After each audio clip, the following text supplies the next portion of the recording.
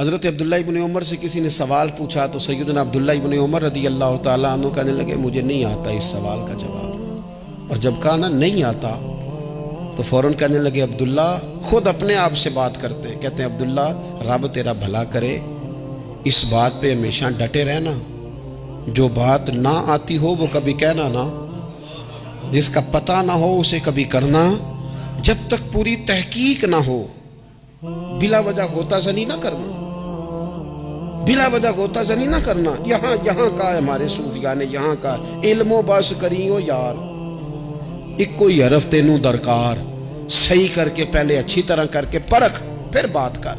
تو علم بڑا تھا، تقوی بڑا تھا، اس کے ساتھ ساتھ پھر یہ تھا کہ غریب پروری بڑی تھی۔ ایک بندہ خیرات لے کے گیا، وہ پھر لائن میں لگ گیا ہے، اسی کیا کھیدہ پلا تو پھر آ گیا ہے۔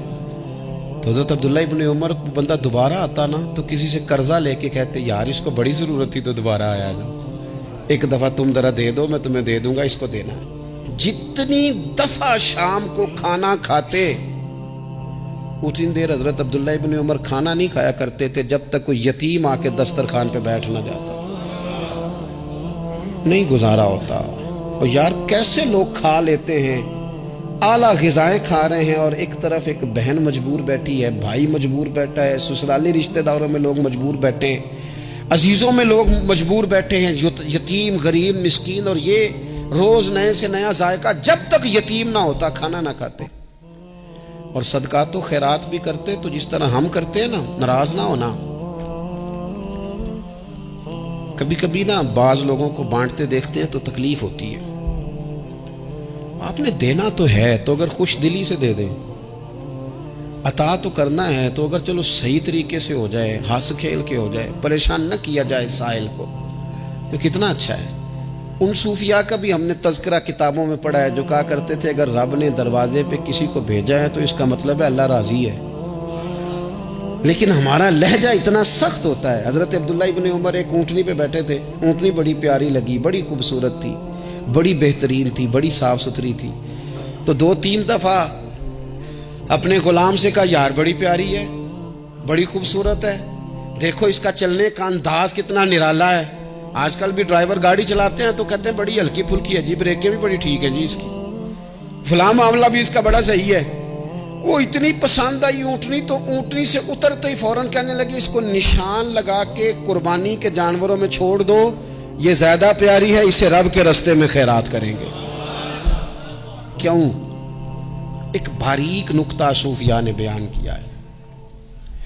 اللہ کے نیک بندے کہتے ہیں کسی جگہ بھی تمہارا دل اللہ رسول کے مقابلے میں الجھنا نہیں چاہیے۔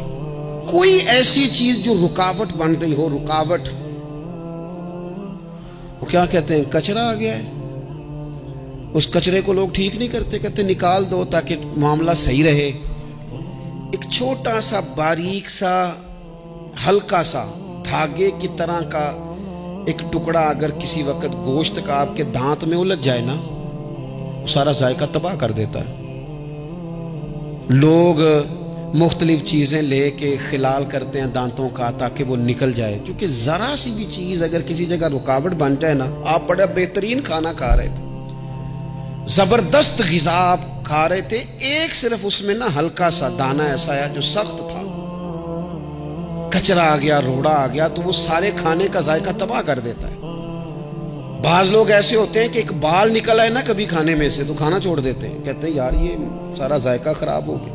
ہمارے ساتھ یہ ہوا ہے، یہ تو ہے نا دنیاوی معاملات، اسی طرح کا مسئلہ روحانی زندگی میں ہوتا ہے۔ کئی دفعہ نا ہم ماننے کو تیار نہیں ہوتے، لیکن ہمارے اوپر دولت کی محبت پوری طرح سوار ہوتی ہے، وہ سجدے میں ذوق آنے نہیں دیتی۔ شہرت کی محبت پوری طرح سوار ہوتی ہے، وہ درود و سلام کا، ذکر کا، عبادت کا ذائقہ لگنے نہیں دیتی۔ وہ جو کہا تھا نا والذین آمنوا اشد حبا للہ، ایمان والے سب سے بڑھ کر اللہ سے پیار کرتے ہیں، سب سے بڑھ کر رسول اللہ صلی اللہ علیہ وسلم سے محبت کرتے ہیں۔ کیوں کہا گیا تھا؟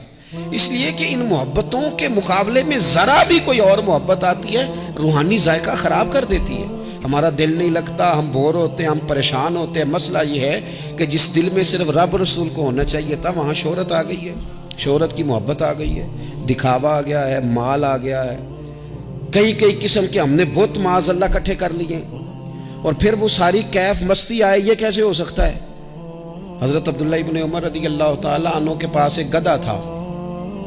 ہم پنجابی میں تو کہا کرتے تھے کہ بڑا ساؤ جانور ہے، بڑا دھیما ہے، بڑا اچھا ہے، سواری بھی کرتے تھے اس پہ، اس پر بوجھ بھی رکھتے تھے، اور بھی کئی کام، جانوروں کا چارہ بھی اس پہ رکھ کے لایا جاتا تھا.